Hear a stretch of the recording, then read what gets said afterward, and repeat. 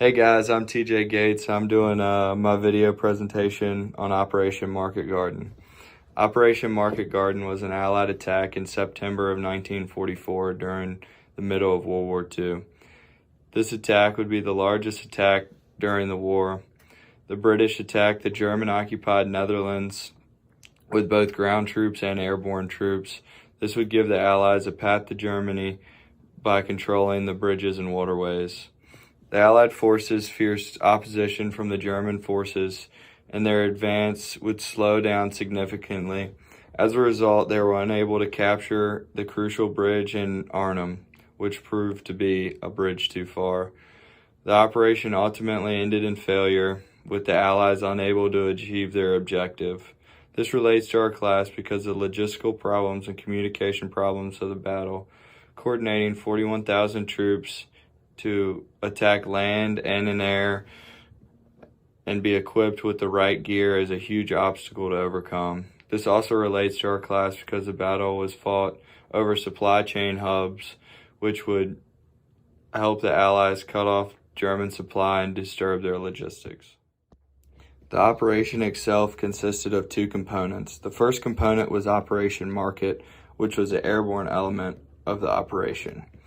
Operation Market consisted of 2 U.S. and 1 British airborne division, a Polish parachute brigade, and an infantry brigade capable of air landing and gliders. They would secure and hold objectives until they could be relieved by the ground troops. The second component was Operation Garden. This consisted of ground troops.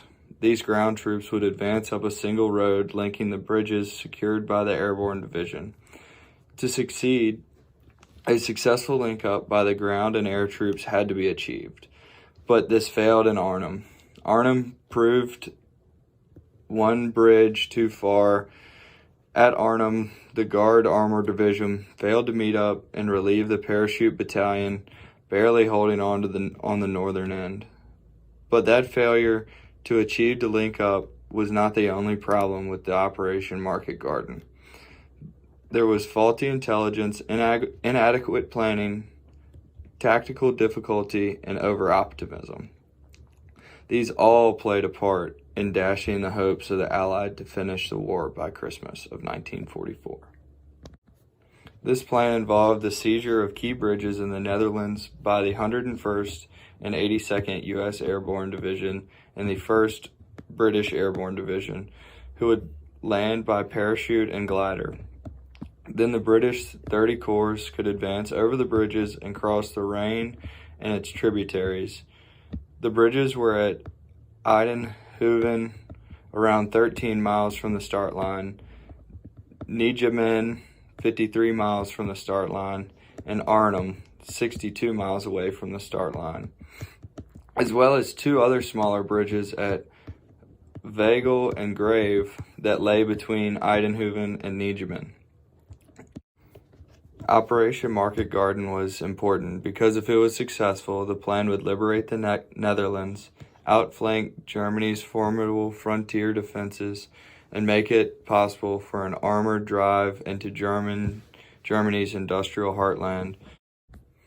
On the 17th of September, the Airborne Division landed. These men were a part of the largest airborne operation in history. All the bridges were captured except for the bridge at Arnhem. Around 10,000 men from the 1st British Airborne Division and the 1st Polish Parachute Brigade landed at Arnhem, but their landing zone was 7 miles from the bridge.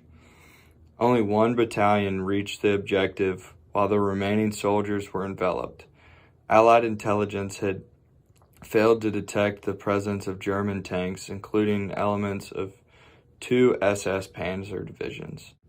Apart from a few anti-tank guns and a howitzer modified to fit inside gliders, the lightly armed airborne troops had very few weapons and which could resist tanks. Sergeant Dennis Smith stated, "We've had a heavy shelling this morning, September 23rd, and now the situation is serious. The shelling is hellacious. We have been holding out for weeks now. The men are tired, weary, and food is becoming scarce. And to make matters worse, we are having heavy rain. If we are not relieved soon, then the men will just drop from sheer exhaustion. The 30 Corps could not reach the furthest bridge in Arnhem. Much of this was because they were moving on a single narrow causeway which was vulnerable to traffic jams and German counterattacks. In some places, the marshes prevented off-road movement and slowed them down as well. Through the battle, the Germans also showed a remarkable ability to put together scratch battle groups that fought to delay the armored columns. The operation was also affected by a shortage of transportation aircraft. The airborne troops were flown into the Netherlands in 3 different lifts instead of all together. More problems in the Netherlands included wooded landscape, which severely restricted the range of wireless communication. Thick fog in England restricted both resupply and airlifting of the reinforcements. Very few men were evacuated from Arnhem. Out of the 10,000 men, only 2,500 were evacuated. Many of the other were dead or imprisoned. Alan Wood, a war correspondent, stated in 1944, "If you ever meet a man who said he was at Arnhem, remove your hat and buy him a drink."